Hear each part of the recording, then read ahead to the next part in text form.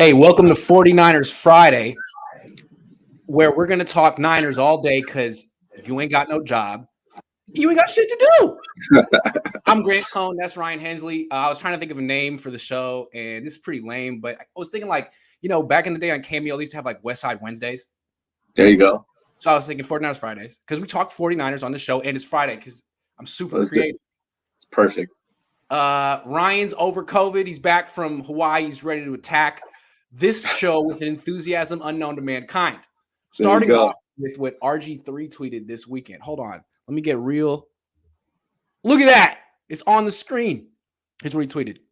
If Trey Lance and the Niners get Debo Samuel to stay, watch out, all caps. Lance will take this offense to another level with his ability to push the ball downfield and extend plays with his legs. Debo, Kittle, Ayuk, Mitchell, Gray, and Juszczyk. Man, he knows all the people on this team. Give Lance a lot. I like that. All the horsepower he needs. What do you think of this from RG3, who is a surprisingly good football analyst? Yeah, I think it's awesome. It's coming from him, being that he knows Kyle Shanahan. He knows the offense. I think that gives him a special insight. And this tweet actually came after he did an interview with Matt Mayoka. And if you guys haven't read that, you should read it. A lot of cool information regarding Kyle Shanahan, some stuff that, it kind of makes sense based on what we know about Kyle Shanahan. But he said things like, I guess there was a play once where RG3 scrambled. He didn't read the play correctly. He scrambled for a 74-yard touchdown. And the next day, Kyle Shanahan said, hey, you should have hit that out pattern and took the 10 yards and moved on to the next play, which is super revealing. It kind of fits the form that we're used to with Kyle Shanahan. RG3 went on to say that he wanted to control everything. And being that he drafted Trey Lance, to him, that shows that there's some kind of growth taking place with Kyle Shanahan. He said he's more comfortable with players like Jimmy Garoppolo, Matt Ryan, where he knows they're just going to do what he asks. They're not going to make any plays off the cuff.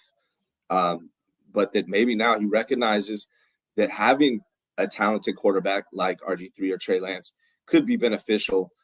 So hopefully that's the case. And as far as his tweet, if Trey Lance if he can be as good as Jimmy Garoppolo and then add the run game, being able to avoid sacks, roll out, hit the play action passes, the deep threat. I think he's correct. Yeah, to me, both Shanahans, Kyle and Mike, have had this complex Mike going back 20 years because Mike won 3 Super Bowls, 2 as a head coach, but he's not going to make it in the Hall of Fame because no one gives him credit because he won with John Elway.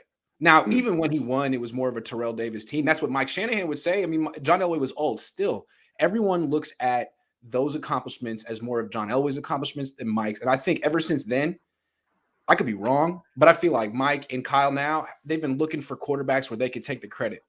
And Jimmy was perfect for that. It's like, oh, Jimmy put up good numbers. Jimmy won. Yeah, but it was really all Kyle. And that was the narrative for 5 years. And I think he likes that. I think he had that narrative in Atlanta. I mean, Matt Ryan was the MVP that year, but no one looked at Matt Ryan as the best quarterback in the league. It was a testament to Kyle, but he didn't win the Super Bowl. And he's never proven, neither coach has proven, Kyle or Mike, that their scheme is so great that they can take a mid quarterback, the 15th best quarterback or the 20th best quarterback in the league and win a Super Bowl. I think they wanted to prove that. I think they failed. And I think Kyle, to his credit, before he turned 45, realized that he needs to adjust. Yeah, and RG3 mentioned that too. That a quarterback like Trey Lance can not only get you to the Super Bowl, but he has the potential to help you win the Super Bowl, something that Kyle Shanahan has yet to do, getting there with Matt Ryan and Jimmy Garoppolo. True, but the thing is with Kyle, to RG3's point, let's say Trey Lance passes up the 10-yard out, which is open, and extends the play, and something better happens. Well, Kyle didn't draw that up. That's not scheme. Who gets the credit for that? Trey. And I think Kyle and his dad have been the kind of coaches that want the credit, maybe to a fault. So hopefully Kyle's over that because the credit's going to come from picking Lance, developing Lance, empowering Lance. I mean, no one says Andy Reid's not that good because Mahomes is carrying him. He developed Mahomes. He spotted Mahomes. He gets all the credit for Mahomes, even when Mahomes basically kills the play mid-play and makes it his own. Who cares? That's what you want him to do. That's where the big plays come from. It's like Kyle saying to a quarterback, "Hey man, I want you to go in there and take the contested layup and pass up the open three in transition." Like, no, just let Steph Curry take the open three in transition and say thanks for having Steph Curry. Yeah, and I think ego is particularly a problem with a lot of coaches in general at all levels. You see it in high school, you see it in college, you definitely see it in the NFL, and you see it with Kyle Shanahan. I think the best coaches are the ones that can put their ego aside. And I think, as Kyle matures, he's still relatively young. I don't know what he is. He my age, or how old is he? He's 40. I think he's born in 79, so going on 43. Oh, so I'm born in 79 also. So, I can definitely see him maturing. I'm a lot more mature than I was 10, 20 years ago. So hopefully he's growing past that. But I think ego has definitely played a part in his shortcomings as a coach. Yeah, I would say so. And I wonder, is this really a indication that he's gotten over his ego, or did he want Mac Jones? And did the entire world say, no, you can't have Mac Jones? He's like, all right, fine, I'll go with Trey Lance, but this might take 5 years. He still hasn't really given the full vote of confidence to Trey Lance yet. So I still wonder, I think the whole world wonders where Kyle Shanahan's coming from with this. But the fact that RG3 is saying this and he knows Kyle, I think some people might think, well, maybe talk to Kyle. I mean, the fact that he name dropped like 7 people on the offense and one of them was Danny Gray, who's a 3rd-round pick. How would RG3 know who the hell Danny Gray is unless he talked to someone? So that's a good sign, I think. Yeah, RG3 is a very smart analyst. He's also been a fan of Trey Lance for a while. He's been speaking out positively on Trey Lance when other people were not. And I'm a big fan of RG3 as an analyst, even more so than when he was a player. I think he's very sharp. I think he's very sharp too. Last thing before we move on, he put out a list today of the 5 quarterbacks he would want to build a team around, which is a phenomenal concept. He put Lamar Jackson number 1, which I wasn't expecting. But you could argue that really, he's been in the same freaking Greg Roman offense for 3 years. Look at Kaepernick's numbers.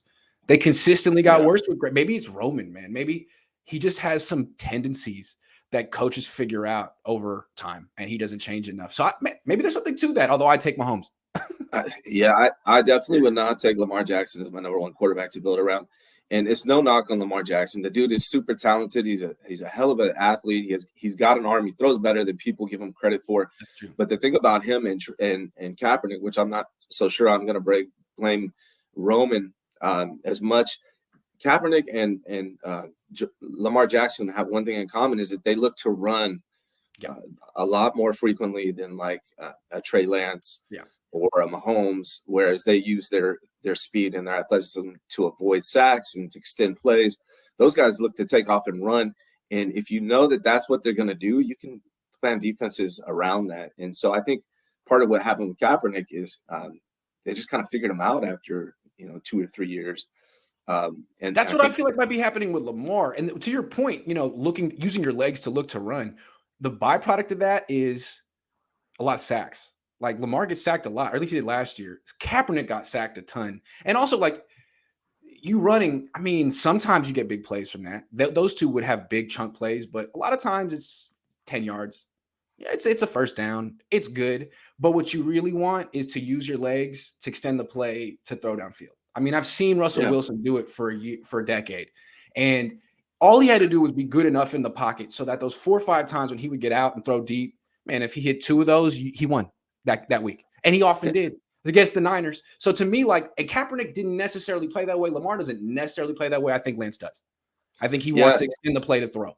And do you really want to build a team, a franchise around a quarterback that is running so much? I mean, that's a formula for disaster. And I really hope Kyle Shanahan turns that down, like versus what we saw in Arizona with Trey Lance. If Trey Lance is running that much, that scares the hell out of me, because who's up next? Nate Sudfeld? It's true. I mean, you're treating him like he's Lamar Jackson or Tim Tebow. Whoa. I see him more as a Carson Wentz, Josh Allen, Patrick Mahomes, Dak Prescott type, in the sense that, very, very mobile, very light on his feet, but looking to throw, to use his legs to throw. And that's the best way to be a quarterback, a mobile quarterback, in my opinion. Trey Lance is the future of this franchise. You have to protect him. They cannot be running him like they were in Arizona or with what they do in Baltimore with Lamar Jackson.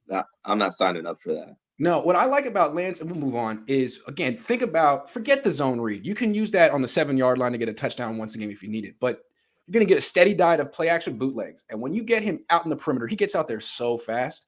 And he's looking for, even if it's not a bootleg, just escaping the pocket, moving to the perimeter. His first instinct is to throw the ball down the field. Big play action. If it's not there, the big play, you can always scramble for 10 yards. That's your check down. And I think he has for a guy who hasn't played much football, I think he's going to have a very good feel for that. And that's the kind of quarterback I like. And one more thing about that, with bootleg and the play action, he's safer, right? Especially with a line that's a questionable line that we know nothing about. Yep. Get him the hell out of the pocket. And I really feel, I like talking football philosophy. I really feel that you want to get your quarterback out of the pocket as much as possible, unless, of course, you have Tom Brady, Peyton Manning, or Drew Brees. And the reason those three are so great is because passing from the pocket is so hard, and they actually made it an advantage to them. I think every other quarterback in the league, the advantage is defense, because they can disguise their coverages when you're in the pocket. They can do blitzes. They can do stunts. I mean, there's so many different things they can do. Once the quarterback's out of the pocket, forget zone coverage. Everyone plasters up. There's nothing you can really do to get funky with your pass rush. It's just chasing. At that point, it's just backyard football, and the defense is on their heels. And the longer the play goes, the more they're on their heels. So, yeah, I mean, Tom Brady, the fact that he can do what he does without moving is why he's the greatest of his generation. But still, you can take a quarterback who's not a Hall of Famer like Jalen Hurts. You get him outside in the perimeter, big plays. I want that, because he's only one Tom Brady. If you don't have Tom Brady, what you going to do? You're going to have Matt Ryan and pretend he's Tom Brady? No, he's going to get sacked a lot. No, moving outside the pocket, like, to me, is kind of like what we saw in the NBA, where they transition. They spread the floor with the three ball. Same damn thing. Yes. Right. And now that's what's happening with the NFL with getting outside the pocket. Right. Like, for decades, everyone thought in the NBA, you gotta go score in the low post. Yeah. You gotta throw from the pocket. Well, yeah. I mean, if you have Kareem Abdul-Jabbar, he can do the sky hook. Yeah, go to the low post. But it's been proven mathematically in basketball that that's less efficient. You actually want to take the 3-point shots. And I think they're going to figure out the same thing in football, that the average quarterback rating is higher when you get outside the pocket than when you're inside the pocket. I could be wrong about that, but I think that's going to bear itself out. All right, at least bigger plays happen. That's for sure. No doubt. Yeah. ESPN has been doing this series where they poll executives, coaches, players, and Debo Samuel was ranked 9th amongst wide receivers. George Kittle, number 1 among tight ends. What do you think? That's a tough one. I think it could be true. I think we'll know more after this year when we see him play with Trey Lance. I think Jimmy Garoppolo kind of hindered George Kittle, and they've been relying on George Kittle to be more of a blocker. As far as blocking, I think he's definitely the best blocking tight end in the NFL. As far as receiving, I think it's hard to tell. I mean, we've seen flashes from George Kittle where he's just the best player on the field. Mm-hmm. But I think we're going to see more of that when we see him play with Trey Lance, as opposed to Jimmy Garoppolo, where they relied more on the run game. And they're still going to rely on the run game, but I think we'll see all those off-the-cuff plays, and George Kittle can get open, and we'll be able to see him as more of a receiver. I could definitely see him number 1. I think there's only really two people that can contend for number 1, even though you got some young talent like Pitts. But the other tight end for Kansas City, Kelsey. Yeah. So Kelsey had Patrick Mahomes, right? George Kittle's had Jimmy Garoppolo. That's true. So it's really hard to judge, but the fact that other players, coaches, and executives rank George Kittle so high, that speaks loudly. So that's interesting. I was going to go to, like, they're overrating his run blocking, or not that they're overrating his run blocking. His run blocking is great, but they're just overrating run blocking in general. Like, okay, it's run blocking. I'll take the guy who scores 10 touchdowns a year, because the thing with Kittle is 20 touchdowns in his career, which is crazy for a dominant tight end. Usually the dominant tight ends are guys that have like 60, 70, 80 touchdowns in their career. I mean, Vernon Davis wasn't even a great tight end, but he had hella touchdown catches. And that's just not the way Jimmy used them. Kyle used them. Maybe it's not George Kittle's fault. Also, he's been hurt a little bit the last 2 years, and he hasn't eclipsed 1,000 yards in 2 years. Still, what you say is a good point. He played with Jimmy. And I don't think it's a coincidence that his best year ever, 2018, he was playing with Mullins, who is not a starting caliber quarterback, but he's different than Jimmy, who I also don't think is a starting caliber quarterback. Maybe I'm wrong. Jimmy only throws in this very little area. We've talked about it a lot. Dude, Mullins thought he was Brett Favre. Mullins really would throw the ball down the field, and he was not shy about throwing to Kittle all the time. He would throw to Kittle down the field. With Jimmy, I mean, everything is Kittle. Catch this ball in the flat and break 4 tackles. Mullins didn't use him that way. It'd be very interesting to see if Lance can bring out that deep threat part of Kittle's game, because with Jimmy, it's just you're a yak guy. And I thought actually he had a lot of speed when he was younger. Yeah, I mean, Kittle definitely has talent. The other question is health. You know, he's been in the league for a minute. His health, if he can stay healthy, and if Trey Lance can be the quarterback that we think he can, I definitely think George Kittle can easily, jump back to the number one in everybody's eyes. But Kelsey to me is a better route runner. He's a better receiver from what we've seen so far. But again, it's tough because he had Patrick Mahomes. It's true. Still, though, I mean, he played with Alex Smith, and he had 1,000-yard seasons. I mean, he's had 6,000-yard seasons in a row. He had 9 receiving touchdowns last year, 11 the year before that, 5 the year before that, 10 the year before that. I mean, he's just so consistent. And, yeah, like, George Kittle's a better run blocker, but really, how important is that? Like, in this outside zone scheme that he's been in the last 5 years, I remember in the 90s, they were dominant with that, and their tight end was Shannon Sharp, who's like 230 pounds and was much more of a receiver. I mean, you can be good at running the ball in the outside zone, whether or not you got Kittle or not. And he's good at it. I'm not taking anything away, but I'll take the guy who scores touchdowns all the time. And maybe that's not his fault. I'm not sure about that with Kittle. I'd like to see him with a different quarterback and maybe a different coach too, man. Kyle gets cute. Oh, you think I'm going to Kittle? You think I'm going to Julio in the end zone? No, I'm going to Muhammad Sanu. Like, he always does that. You know what I mean? Yeah, it's just like a troll against fantasy football players too. It's like, oh, you want me to feed your first round pick? No. Backup running back getting the touchdown. Yeah, and when you think about George Kittle, he's kind of a Jimmy Garoppolo tight end, where it's yak. He's a yak guy, right? And it seems like they want yak guys around Jimmy Garoppolo. So we haven't really seen what he can do, as a receiver. But like I said, I think Kelsey is just a natural better route runner, receiver, tight end than Kittle. But we'll have to see how it goes. I think as far as yak, George Kittle's better than Kelsey. As far as blocking, he's better. So it's a tough one. They're both good. I'd take them both. But honestly, Kelsey might be a better receiving tight end for Trey Lance than George Kittle.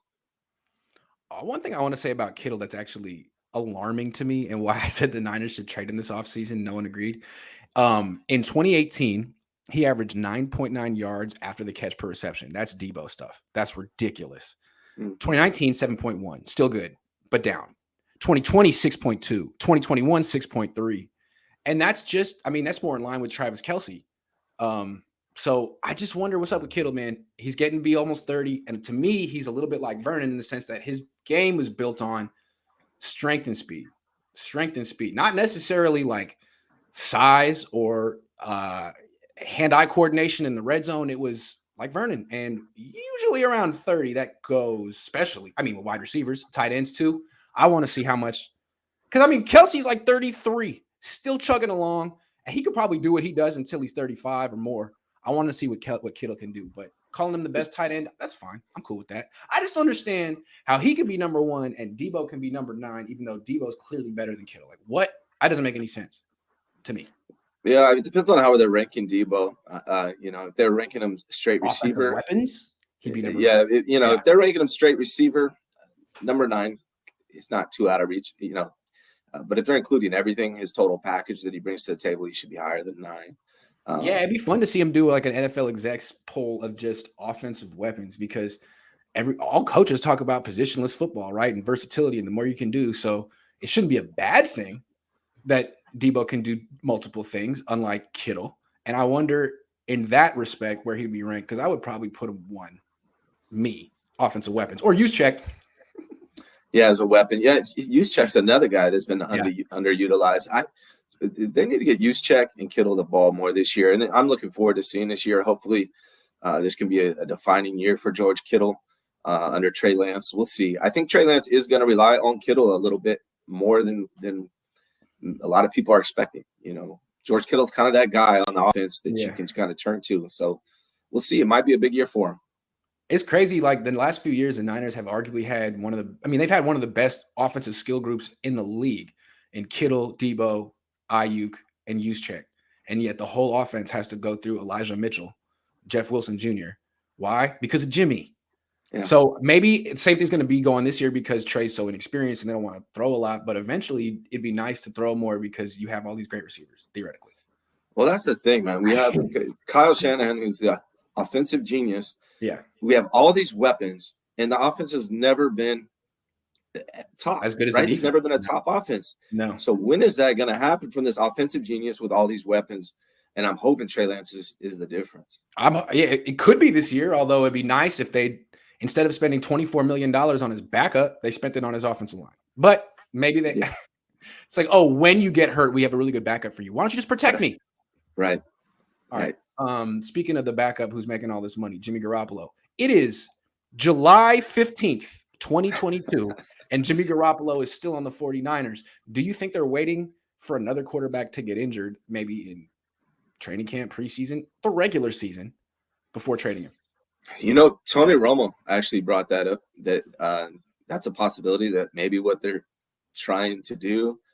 I'm just tired of it, but I could understand from, if it goes into week one, I'm totally against this crap. If they're waiting week 1, week 2 for someone to get injured, I'm absolutely against this. But at this point, they're way beyond when they should have released or traded Jimmy. If they're just going to wait it out through training camp to see if another quarterback gets injured, I could see that possibly raising his value, creating a need for a team, and they could possibly get more that way. I know Tony Romo brought that up. He's a smart guy, so maybe he's onto something there, and maybe that's what the Niners are thinking. But honestly, I'm just exhausted with the whole Jimmy Garoppolo thing. So the sooner they trade him, release him, the better for me. I hope it doesn't go that far. I was on with Dan Cilio last week, who said he spoke to Don Yee, and then Don Yee said he didn't talk to him, and then everyone thought he was crazy. But he did call that Jimmy Garoppolo started throwing 2 weeks ago. Mm-hmm. So he was right about that. I don't know where I was going with that. Isn't that what they said that they're waiting for? Is for Jimmy to be thrown? Like once he's able to throw, we'll trade him. He'll be out of here. Isn't that what we've been hearing? Yes. But what Cilio said, which there's a lot of truth in his whatever he does. He said that John Lynch doesn't want to take the loss on this Jimmy thing, and I totally agree with him on this, because John Lynch is taking big L's on trades, big ones. The DeForest Buckner trade, huge L, unless Javon Kinlaw, becomes a Pro Bowler soon. The D Ford trade, massive L, and I think there's more. So this one was the big win. It was a big win for him. Not only did he get the win, but he got over on the Patriots. And now it's all slipping through his fingers. And it looks like they got over on him, and he got a lemon. And if they trade him for a 5th or a 6th, it's admitting defeat. If they cut him, it's admitting defeat. And honestly, the right thing to do is to take the L and move on. That's the best thing for the franchise. Mm-hmm. But they should have done that months ago. I think what's happening, Trey Lance works out, then who cares if you lost on Jimmy, right? But I guess here we go talking about ego. Lynch cares. I think Lynch cares, and I think part of the reason he cares is he's not 100% sold on Trey. I don't think Lynch wanted to replace Jimmy in the first place. I think Lynch really likes Jimmy. I think Kyle wanted to replace Jimmy. I think the Niners' 2 most important people are not in lockstep on the quarterback position, and that's why it's so confusing what's going on here. That's what I think. One thing you brought up the Patriots and Jimmy. One thing I tweeted out, I don't know, it's been 8 months ago. I still think it's definitely possible if the 49ers release Jimmy Garoppolo, that the Patriots snatch him up as a backup for Mac Jones. I could definitely see that happen. I know that's not related to this topic right here, but I just want to put it out there in the world in case it happens, so I could say I told you so. Yeah, I mean, if he gets cut, I think there would be teams that would be interested. I think the Seahawks might sign him to be their starter, which may be why the Niners feel a little uncomfortable, because their home openers against Seattle this year.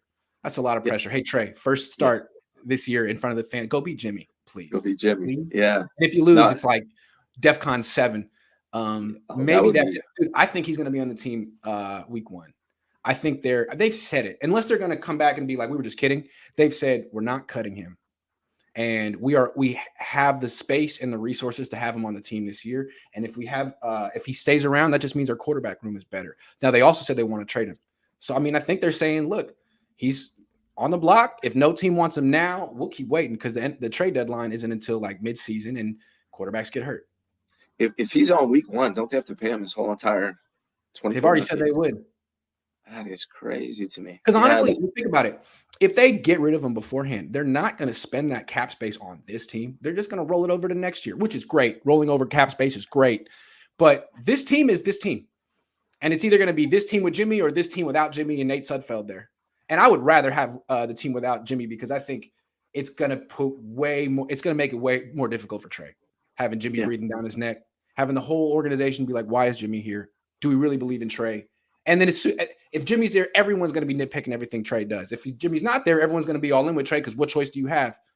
Yeah. So I think it's a bad decision. They're going to think we can handle this. We have a very tight knit group. We handled it last year. This is the opposite. Yeah, I think the middle part, it's a horrible decision to keep Jimmy. I will say that Jimmy's probably top 3-4 backups in the NFL. Yeah. So if they, from that perspective, if Trey Lance was to get hurt and you did have Jimmy Garoppolo as a backup, that is a strong position to be in. But like you said, from the whole, just the mentality for Trey Lance, for the team in general, I think it's a mistake. I'd rather I think they should have signed a better backup, to be honest, and Jimmy should have been gone a long time ago. But I am a little nervous about Nate Sudfeld being our quarterback if something was to happen to Trey Lance. I agree. What they should have done was cut Jimmy first thing, take the L, sign Tyrod Taylor. Yes. Yeah. Cheaper. There you go. And then you can sign a center. You could have had a good backup quarterback and a starting center instead of a good backup quarterback and Jake Brendel. Yeah. And maybe Tyrann Mathieu. Yes. Yeah. So I do think they're waiting for a quarterback to get injured. I do think John Lynch is too dug in. It's more about his wins and losses, his scoreboard. And I think he feels like he's losing on his scoreboard, even though his team, which is crazy, he's got a good team. He's the general manager of this team. It just in the NFC Championship game, but the trade thing is a doozy for him, and I don't think he's gonna accept defeat. He's a Hall of Fame competitor, man. He's not gonna take the L. He's gonna have to, though. I don't see how you don't at this point, right? Like, how do you not? You're not going to get a third or a second or a first for Jimmy. So you're going to take an L one way or the other. So let's just do it and get it over with. If he cuts Jimmy Garoppolo right before the season, I'm going to roast. I like John Lynch, but dude, you should have done that months ago, man. And you know it. Yeah. And you're just admitting that I was right. Right. Matthew Sanders says bold prediction: passing game rank will exceed running game by the end of the year. Wide receiver core will score more TDs than running back core. Kyle is tired of it. Maybe. I don't know if in the first year of Trey Lance it's going to be bombs away. That's why I was another reason I wanted them to play Trey last year, so that this year it would be more like a veteran quarterback as opposed to training wheels. Because Kyle's very conservative. We saw how he called the game in his first start. It was like, I don't trust you to throw it all. Yeah. Run up the middle. Now it's like, hopefully Kyle's trust in Trey will actually build throughout the year so he can call games that we was calling for maybe, the good quarterbacks he had in his career. Yeah, and I think we're going to talk about it next, but I have some theories. And let's talk about that right now. So they made this big move for Trey Lance last year, 3 first-round picks in the third. It was unprecedented. It was so aggressive. A lot of people assumed, man, they love this kid. They know more about him than us, Trey Lance, and he's going to start right away. Didn't happen. It was pretty clear from the moment training camp started that the plan was for Trey Lance to be the backup. Now, he was clearly better than Jimmy in camp, in my opinion. But Jimmy got 95% of the first team reps, and you couldn't really compare them because Trey was going against backups on defense. Is it possible that Kyle never really gave Trey a shot last year because of his own timeline, his own stuff going on? I mean, think about it. If he had missed the playoffs last year, it would have been 4 to 5 years he'd missed the playoffs. I don't know any coach who can do that without being on the hot seat, no matter who your dad is or what your last name is or what they think of you. That's just unacceptable. So in a sense, he was sort of in a must-win season, and it's kind of hard to ask a 21-year-old quarterback to save your job. Is that what happened last year? Did Kyle ask Jimmy to save his job? I think that definitely played a part in his decision-making, whether he was, outwardly open about that within the staff. In his head, as a coach, especially a coach with an ego, you're looking at your win-loss record constantly. And, right now, what is he? 39-42, 48% winning percentage. So he's still below 500. Yeah. Before last season, what does that make him? 29 and 30. Excuse me. what was his? Yeah, 29-35, 29 wins, 35 losses going into last season. I promise you that weighed heavy on his mind, and he knows that, hey, with Jimmy, he's going to do what I ask. We may not be able to win the Super Bowl, but we'll win more games than we lose. Yeah. Yeah. And with Trey, it's an unknown. So I think that really played a part, whether he's willing to admit that to anybody or not. As a head coach, especially a head coach with ego, you're looking at that win-loss percentage. You're looking at your job. You've had one winning season up until last year. You had one winning season out of 4. Now you have 2 out of 5 winning seasons. So I think it'd be naive to think that didn't play a part. Yeah, I think, if he had been a first-year coach, there'd be no excuse to play Jimmy Garoppolo last year. But the fact you had, like I kept saying, man, it's better to get these growing pains of Trey Lance out of the way in year 1 than to delay them to year 2. Because what if Trey Lance looks like a guy who hasn't played football in 2 years this year? That's the Niners' fault. But the Niners, Kyle probably made the calculation like, yeah, that's true. But if I play Trey this year and we don't make the playoffs and we have a losing season, what if I get fired and then he's someone else's quarterback?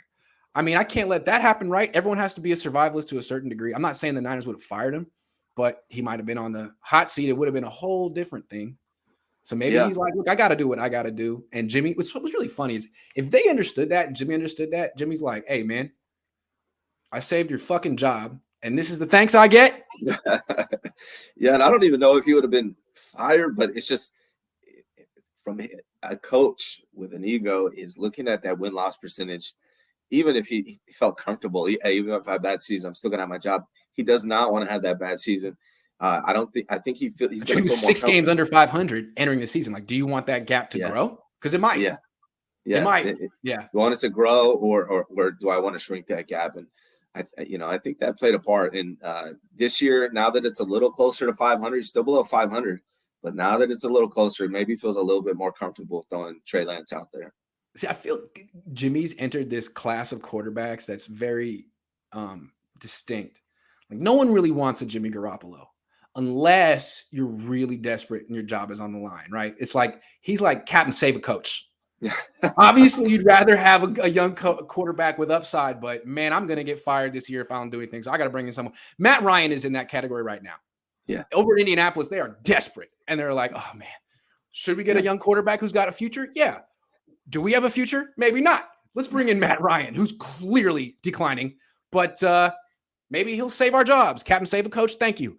Right. That's Jimmy right now. And even everyone's like, I don't know if he can stay healthy long enough to save my job. Sorry. Dude. Right. Yeah. That's how Jimmy is. He's a safe play.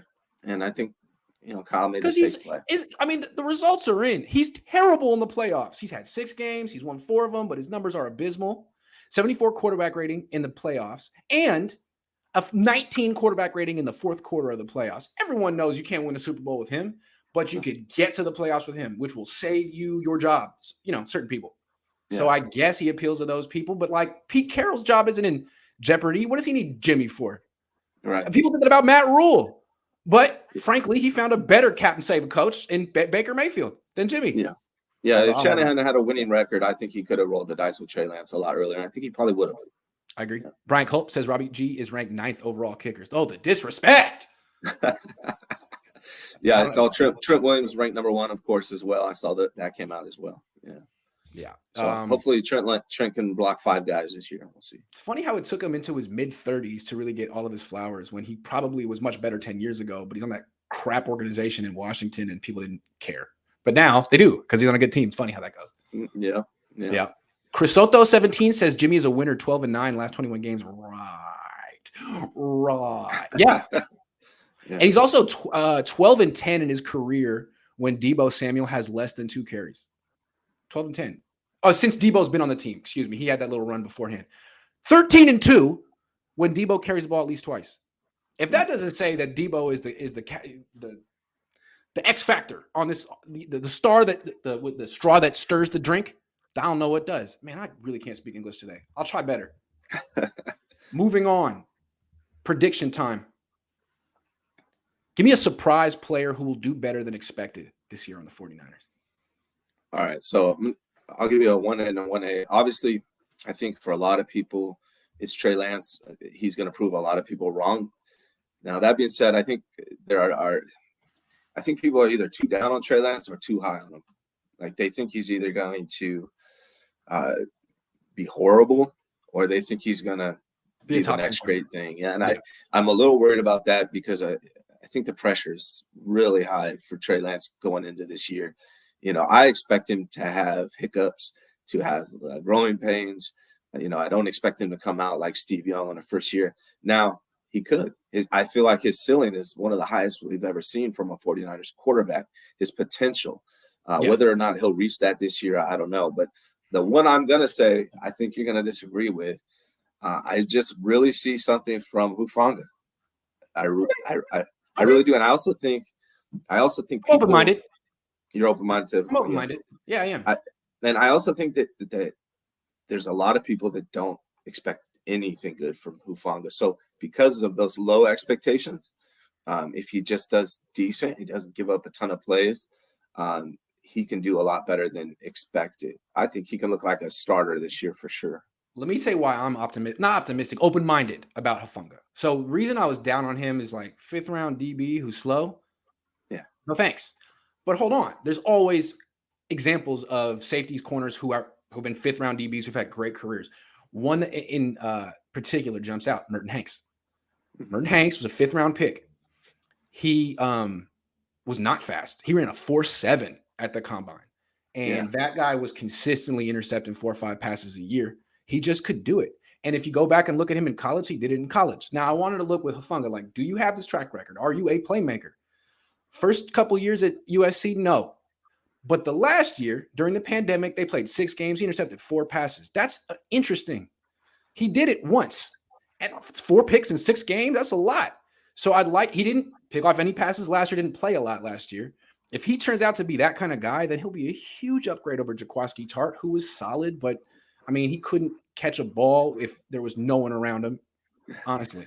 Yeah, I don't know how he made that one-handed catch against Carolina 5 years ago because he will forever be remembered by clanking that ball off his chest. He is the Bill Buckner of the 49ers. Sorry. Yeah. I think so. I feel bad for Tartt a little bit because that loss is blamed on him so much. I mean, I can name your favorite defensive back and I'll show you him dropping a pass, right? So it happens. It's just the timing of it, and that's true. We could blame him that loss on a lot of people on the 49ers. Jimmy Garoppolo being. But the Niners blame it on him. Also, Jimmy. Right. But as far as Hufanga, when I watched him last year, the moments he got in, he seems like a home run hitter to me. Like he's very he's always in the right spot, maybe a step or two behind, and that could have something to do with his speed, but it also because the game was new to him. He's a rookie. I really think that this year the game's going to slow down for him a little bit, and his instincts are going to be able to really put him in some good positions. I think he's kind of a home run hitter. He may not have a high batting average, he may strike out a lot, but every now and then he's going to hit a home run. And it's something about him when I watch him, I think he could surprise some people this year. I want to say one thing about him, and I still remember this vividly. It was from training camp last year. He got a lot of reps with the starters.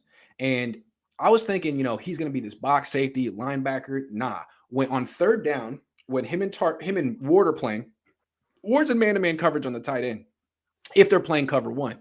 So that means that they actually have Hufanga playing single high, which you think, oh, he's not fast enough to do that. But what I saw him do playing single high was intercept Jimmy Garoppolo near the hash. He read the play, broke early, picked it off. I've never seen Tartt do that in practice or Ward. So, I mean, it's just practice, but he did it in practice on an NFL field. He did it in college his last year. He might be that playmaker 5th round pick that you find every once in a while. I'm not sure. He didn't do it in games last year, but he definitely has a chance. I see why the Niners are intrigued because, frankly, Tartt's never going to have that part of his game. He's 30. He's not a playmaker. Give Hufanga a chance, see what you got, and if it's not him, you can always draft someone else next year. Yeah, I think he could surprise some people. Who is your player that you would pick for the surprise? I'm staying on the defense, and I think I have more confidence in this guy than I do in Hufanga, although he may not play as much as Hufanga. I'm going out on a limb. Komoko Toure. Just looking at him in minicamp, he looks like he's in phenomenal shape. Like, how Samson Ebukam's in phenomenal shape? Yeah. He looks like a real NFL player. So does Toure. And looking at Drake Jackson, he looks like a college player. He'll get there probably, but he just looks like he has 20 pounds that doesn't need to be there. And he's like kind of in between body types right now. And he's 21. Toure looks like he's in the prime of his career right now, super twitched up, 255 pounds, a lot like the body type I grew accustomed to seeing with D Ford. And I think that's what they're trying to find. It's not Ebukam. Ebukam is the base run defender. He's great at that. But on 3rd and 7, I think you'd like someone with a little bit more bend, a little bit more finesse, a few more moves, some counters. I think it's going to be Toure this year. Maybe Drake Jackson in the future. He just looks like he's in way better shape right now than Drake Jackson. I think he could end up having 6, 7, 8 sacks. Toure. So you see him as like a 3rd down pass rusher? Yes. You think that's how they use him? Okay. Yes. So he might be one of those, with Ebukam. Yes. He might be one of those players that balls out this year that we lose next year because absolutely the Kerry Hyder, Arden Key guy. Yes, that's what it's going to be. Yep. Yeah, that's interesting. I haven't been able to go to any of the practices or anything like that. So, I'll take your word for it, obviously. But I look forward to watching them play. The Niners D line is crazy. There's two kind of DNs. There's like the guy who's like 250, but he wants you to show how like shredded he is, so he has like short shorts on and he's showing his midriff. That's Bosa. That's Toure. Then you got the guys who are in like long sleeve shirts. You know what I'm saying? That's Drake Jackson. It's like not a finished product. Don't see me in 3 months. You know what I'm saying? Yeah. Like okay, for sure. That's what most rookies look like, frankly. The ones that don't, you're like, where did you come from? And that was Bosa's like, damn, dude, you look like you're 30 years old. Where did you come from? Oh, you've been lifting like this since you were 9. Oh, okay. That's not Drake Jackson at all. Well, it's exciting if Toure can be that, because I don't think a lot of people are expecting him. Like, that's why he's your surprise player, and they're already ranking the Niners D line really high. And so if Toure steps up and becomes a factor, they're going to be even more dangerous, which is crazy to even. He looks like he has that explosion, the first step quickness, the get off. I mean, if he can't stop the run, who cares? Neither did D Ford. That's what you have Ebukam for. And frankly, Ebukam's phenomenal at that stuff for a guy who's only 250 pounds. I talked to Robert Saleh about Ebukam back when the Rams were in the Super Bowl the first time when they lost, before the game. He was telling me, he didn't even know his name. He's like, 50 on that defense is good. I don't know how to pronounce his name, but he's really good. Yeah. Ebukam, the Niners knew about him for a long time. And any team that wants to run the ball is eternally frustrated by that guy, because he's way better at stopping the run than you would expect a guy built like that to be. Who's better in your opinion? I always want to ask you this: Aldon Smith or Bosa? I mean, it's Bosa, because Bosa's a real pro. Aldon never was, right? I mean, Aldon's career was falling apart at 23 years old. That being said, Aldon was more gifted, much more gifted. Like, Aldon had all the power and speed that Bosa had, plus length that Bosa doesn't have. His arms were like 3 inches longer. But I mean, Bosa had this whole support system around him, and so obviously you'd rather invest in Bosa than Aldon, knowing that. But Aldon was the most gifted pass edge rusher I've ever seen on the Niners that I've covered. It wasn't even close. I'll never forget the first training camp practice I ever covered, 2011. They didn't have mini camp that year. It was the lockout year. They do one-on-ones. First of all, they start off with the drills, the positional drills. And Aldon Smith is transitioning from D end in college to linebacker, 3-4 linebacker. And he's doing the stacking and shedding, and it's not his thing. And Fangio's having to show him how to do it. And Paris Harrelson's having to show him how to do it. And I'm 23 thinking this guy's going to be a bust. Not realizing, like, this is just, who cares? Let's see him rush the quarterback. 15 minutes later, he goes one-on-one against Joe Staley. And I could see the panic in Joe's eyes. Like, I can't get my hands on this guy. He's beating me to the punch and controlling me. He's got longer arms than me, and he's stronger than me. And he was panicked, and he was kicking Aldon Smith. Actually, Aldon Smith was kicking his ass. So, sorry, I'd have to say, Aldon was the best. Yeah, so fortunately, there's a long list of highly talented athletes at all levels, high school, college, NFL, who just never reached their potential because of the mental part of it. It's more than just being athletic. You have to have that work ethic. Like you said, you have to be a pro. And so fortunate, because Aldon Smith was a freak. Yeah. And it was too bad too. Like, for whatever reason, I think it's a little racial, but I think he never got the full credit. It was like, well, Justin Smith's doing all the work. Yeah, Justin Smith's good too. But when Nick Bosa was getting all those sacks his rookie year, no one was like, well, DeForest Buckner's doing all the work. Like, this is not true. So I think there's a little bit of like, that's sort of revisionist history on Aldon Smith. Like, he had He was like LT the first 2 years of his career. I mean, he was breaking records, and everyone's like, "Well, that's Justin Smith." Shut up. How many defensive ends had Justin Smith played with in his career that didn't put up anything like those numbers? Go back and watch Alden Smith in 2012. I think he finished that year with a shoulder injury and didn't do much in the Super Bowl. But the first freaking 16 weeks of that season, he was maybe the best player in football. Maybe. Yeah, he really was. Is he even playing? I know he signed with the Raiders last year. He's done. To me, he was terrible on the Raiders. I mean, when he was on the Niners, he had all these different moves. He had finesse. He had shake and stuff. On the Raiders, he would just bull rush, straight into the guys. Like, what happened to you, man? Yeah. You know that scene in the end of Jackie Brown where Samuel Jackson's turned into Robert De Niro right before he kills him. And he's like, what the hell happened to you, man? Your ass used to be beautiful. What happened to you, man? Yeah. Yeah. Sorry. Yeah. Jackie Brown is one of my to me, it's my favorite Quentin Tarantino movie. It's not his most iconic. Pulp Fiction is, followed by Reservoir Dogs, and I guess Kill Bill too. But there's something very I don't know. I like Jackie Brown. Maybe it's just Pam Grier. I like Pam Grier. Pam Grier. Yeah. Yeah. Yep. All right, moving on. Last topic. If the Niners do not extend Debo Samuel this offseason, will his value increase or decrease? That's a tough one. I think his role is going to change with Trey Lance as quarterback, and maybe that's what he's unhappy about. I don't see him running as much. I think Trey Lance is going to pass to other people besides Debo. And it seems like Jimmy just was kind of locked in on Debo. It's tough. It really depends. I think if Trey Lance, I think Ayuk's going to have a big year. I think Kittle's going to have a bigger year. I could really see Debo not having a statistical year, matching his last year statistically. Another year, the dollars go up. So it's tough. And also, he's going to have to stay healthy. But I think the way they're going to use him is going to work in his favor as far as staying healthy. I don't think I'll have as many rushing yards or as many rushing touchdowns. I could see his passing numbers decrease a little bit also, to be honest, because I think Kittle and Ayuk are going to get some of those passes. So it's really tough. I'm not sure how it's going to work in his favor. And if they don't extend him, it's going to be interesting to see how it plays out. What do you think? I look at it a different way. I have questions with Debo too. I do think he was an MVP candidate last year, but 2020 wasn't that long ago. I mean, from what I understand, he reported to the team at like wearing 230.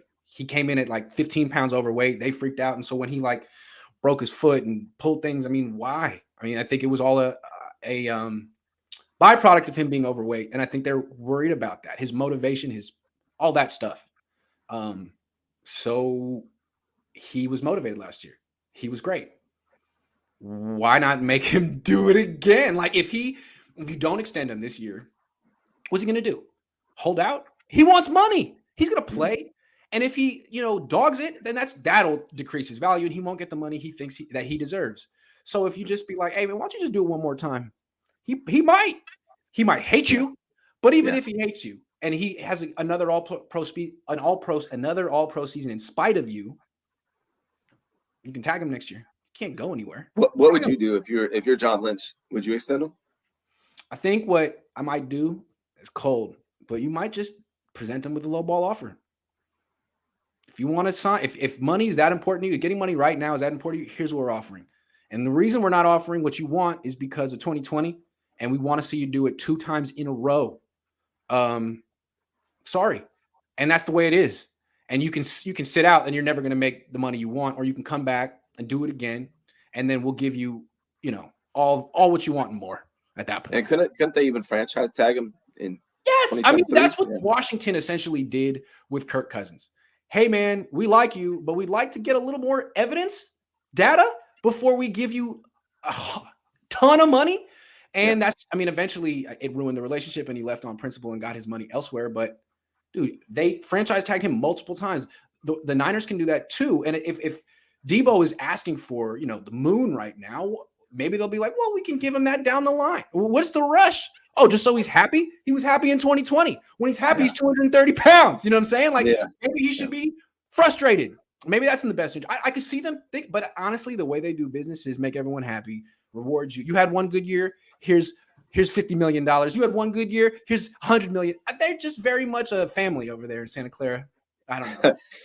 As a GM, I'm not paying anybody I don't need to. I know that's probably not popular, but like honestly, how many big, huge contracts have worked out? I mean, besides maybe a quarterback. Especially for the Niners. Yeah. Especially for the Niners. Every time they extend someone, it's like, well, they regress. Fred Warner last year. He wasn't quite himself. Yeah. I don't know. It happens a lot in football. It tends to happen. Kittle hasn't quite been himself since he signed that extension. Maybe it's just yeah. I mean, are you really the same person with $50-100 million in your bank account? I don't have that experience. I can't tell you. But all I know is that it looks like Belichick thinks you're not. Yeah. And a lot of times he likes to work with the people who are on the come up than the people who have made it. You know what I mean? So in that regard, not extending Debo this year would motivate him to play even better. I mean, the thought crossed my mind because look, if he were a first round pick and he'd had this huge signing bonus and he had some, let's say, fuck you money, he could do something like that, but he doesn't. And if he missed the whole year, then the Niners would have him under contract again next year. I know it's kind of messed up and that maybe the players should have more control over their careers, but I think the Niners got him here. I think they have the leverage and there's no reason to just make him happy if you have legitimate questions. If you have legitimate questions and you really feel that you need to see more from him, then wait, and you can, unless you think that it's just going to do irreparable damage to the relationship. But I don't think it really will. I don't know. Yeah, I mean, whether fans like it or not, it is a business, and if you're a GM, your goal is to make that team the best that you can. So, if extending Debo doesn't do that, why would you? If you tag him 3 years in a row, is that more expensive than whatever he wants right now? Probably not. And if so, then what's the rush? Just to make him happy? Right. It's a business. Yeah. It is a business, whether fans like to hear that or not. It's a business at the end of the day. The players are going to make the best decision for themselves.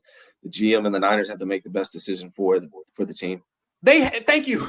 Your job is to make the best decision for the team. With Debo, you could argue that's paying him next year. Same thing with Bosa. Yep. Same thing with Bosa. That dude hasn't had 2 healthy seasons in a row, maybe ever in his life. And you know what? I think they're going to wait on Bosa too. They picked up his 5th-year option. I mean, he's not in a lame duck season. He's going to be on this team in 2024. So what's the wait? Yeah. I know the price tag goes up, but that's the price of getting information. You're paying for information. Yeah. It's worth it. Right. And then you got this draft and next free agency and this free agency to see if you can find somebody that can take Debo's minutes. And maybe you don't have to pay him $100 million to play for you. I think they're like Bill Belichick. I really like the way he manages his teams. You can find cheaper, younger players. I know that fans are going to be pissed off about that. I love Debo. I think he's a super talented guy.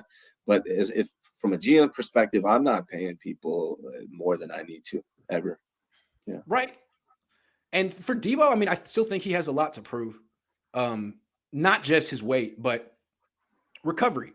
The way he plays, he seems to have a lot of moments in games where he goes down and he's in a lot of pain and then he comes back. Like, how many games can you play this year? Can you do another mostly full season again? Or are you the guy who pulls his hamstring? Right. I don't know. I still think just because he did it this year doesn't necessarily mean he's going to do it the next 6 years in a row, the way that Travis Kelce does or Tyreek Hill has. So I think it's fair for the Niners to be like, man, we love you, but we didn't love you last year. We were really down on you last year. And you totally exceeded our expectations for this year. But it wasn't that long ago that we were like, man, what is up with Debo? Do we need to trade him? Are we even going to give him a second contract? What the hell was that last year? Man, you're a pro. Okay, yeah. When you're focused, you're the best. Wonderful. So which version of you are we going to get in 2022? And is his role as important now that Trey Lance is the quarterback? That's the other thing. Good question. I mean, the Niners needed that Raheem Mostert, Debo Samuel home run hitter running back because they didn't have it at quarterback. If you're going to get explosive plays, it's going to be from your running game and your slants that go for big yards after the catch. Now, I mean, they're going to be spreading the field, as they say. Yeah. So many questions this year. That's what's exciting. That's why I'm really excited about this season. To me, Debo should just stop worrying about this whole transition because he is pigeonholed as a gadget player. I think even by the people, he was ranked 9th among wide receivers after being all pro. That's a slap in your face, Debo. You know why? Because the book on you is man, route runner, hands after the catch. That's phenomenal, but that's only like 1/3 of the job of a wide receiver. Man, with Trey, you're going to show people that you can get open down the field, that you can make catches down the field. Jimmy's not going to give you that chance, and your reputation, that would keep you out of the Hall of Fame. You have a Hall of Fame level talent, Debo, but Jimmy was always going to mask it. Trey actually can unleash it. Man, English is escaping me today. It's Friday. It's hard. Yeah, I need to stimulate my mind. Right. You got shit else to do. Zeke says, how would this offseason have looked if the Niners won the Super Bowl? Pretty similar. I mean, they didn't do much. Trey would be the backup quarterback right now. Oh, there's that. Yeah. There's that. Would they have actually gotten a trade for Jimmy Garoppolo? Would someone wanted him, or would people have still been like, there's no way they'd trade. They would not trade him if they won the Super Bowl. Yeah, he'd be here for the next 3 years. Hey, good thing they didn't win the Super Bowl then, huh? Silver lining. Yes. That was actually it's weird. It's like a mixed feeling. Like I want my Niners to win the Super Bowl, but I'm like, what if we squeeze out a Super Bowl with Jimmy and now we're the next, in spite of Jimmy, we'll never get to see Trey Lance play on the Niners. Yeah. So I guess God's a Niner fan. Right. Great fan. Ryan, thank you very much. I really enjoy doing these shows with you, man. Yeah, my pleasure, man. I look forward to doing more. 49ers Fridays. Thanks for watching, everyone. Have a great early weekend.